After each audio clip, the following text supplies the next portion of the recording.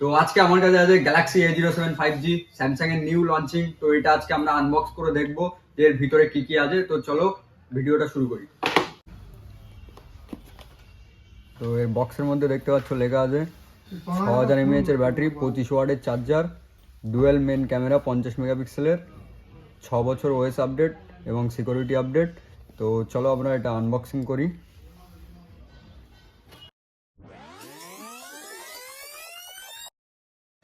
ফোনের বক্স খুলতেই আমরা এর মধ্যে পাবো একটা সিম ইজেক্টার পিন আর একটা টাইপ C2C কেবিল। অ্যাডাপ্টার এই বক্সের মধ্যে নেই, অ্যাডাপ্টার আলাদা কিনতে হবে। তো এবারে আমরা ফোনের লুকটা দেখি। এই হচ্ছে ফোন।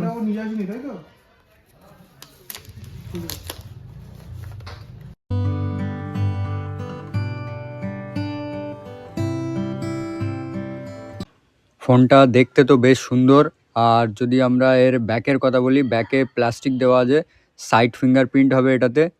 তার উপরে ভলিউম আপ ডাউনের সুইচ আছে, আর এখানে 95mm জ্যাকও আমরা পাবো, আর এটাতে সিঙ্গেল স্পিকার আছে। তো এই ছিল আমাদের গ্যালাক্সি A07 এর আনবক্সিং। এরকম আরো ভিডিও পেতে আমাদের চ্যানেলটি এক্ষুনি সাবস্ক্রাইব করুন।